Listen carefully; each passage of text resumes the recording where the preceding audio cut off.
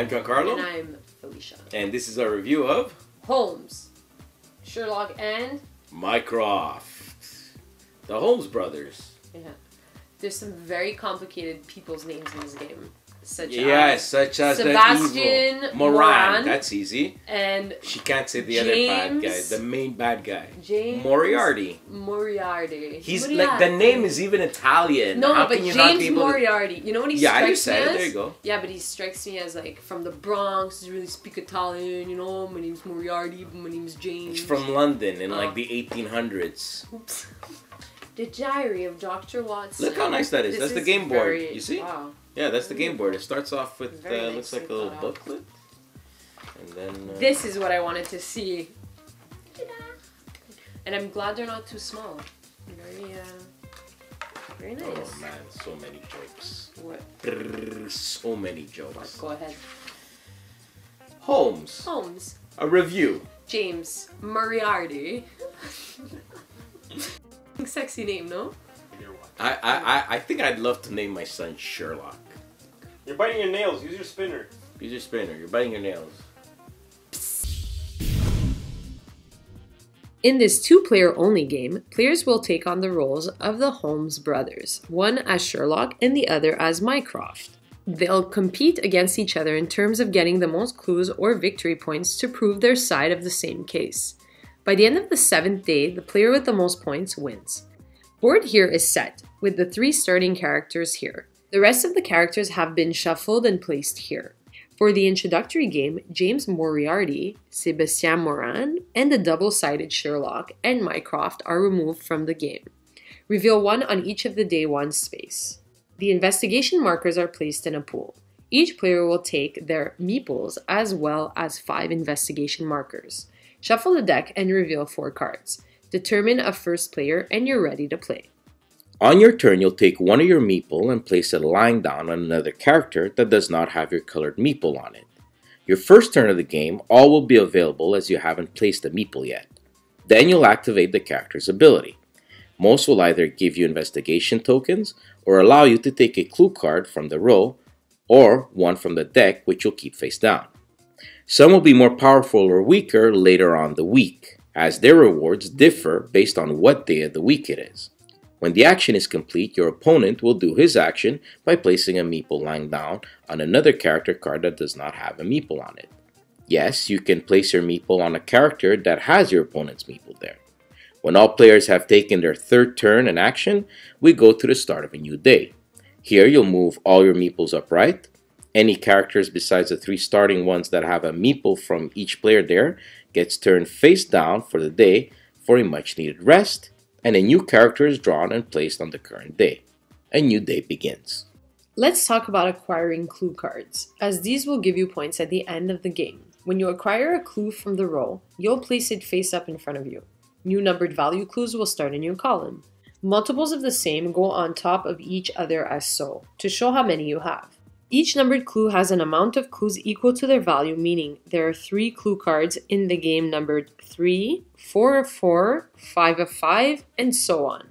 This is important to note as each player is trying to get the majority of each to score points. More on that later. The map pieces are another type of clue, and there are only 5 of such clue cards. Wilds can be used as either an addition to a numbered value clue or kept aside to start a new numbered value clue card you do not have, but never as a map piece. Also, you can only ever assign 1 wild card per numbered value, meaning you cannot have 2 wilds as 9s for example. Some characters will allow you to draw from the top deck. These are kept aside in a secret pile by placing them face down. However, an opponent should be able to see how many of these cards you do have. Should you draw a wild this way, it must be either placed as numbered immediately, either in addition or to start a numbered value. Other abilities may allow you to discard cards. These will go in a discard pile face down. Players cannot look at these cards and must rely on their memory to remember what went there. At the end of the 7th day, when all players have taken actions, we go to final scoring. Map pieces are easiest to score. Depending on how many you have, you'll get victory points as listed on it. Notice if you only have 1 map piece, you actually lose a victory point. Next, each player compare how many clues they have for each valued number. The player with the most will score that many points minus the amount of clue cards of the same valued number the opponent has. For example, if I have 4 nines and my opponent has 2, I'll score 9 points minus 2 for a total of 7. You'll do this for the numbered values of 3 to 9. Now remember, if you manage to get all of the same numbered value, or as the game calls it, a total majority, you'll score an extra 3 bonus points. As stated before, you determine if you have a total majority by having 3 threes, or 4 fours, or 5 fives, etc., etc. If you forget to assign a wild clue card as a number, you lose minus 3 victory points. The player with the most wins. Before we go to final thoughts, we wanted to explain a little about adding the villains in the character deck. Once the day 1 character cards have been added, you'll reshuffle the character deck with the 2 or 1 villain as you wish. When they show up, you immediately do their effect, then discard it to reveal a new character card. James Moriarty will have you lose either 2 investigation tokens or a clue card in your play area. Keep in mind you have to do this twice.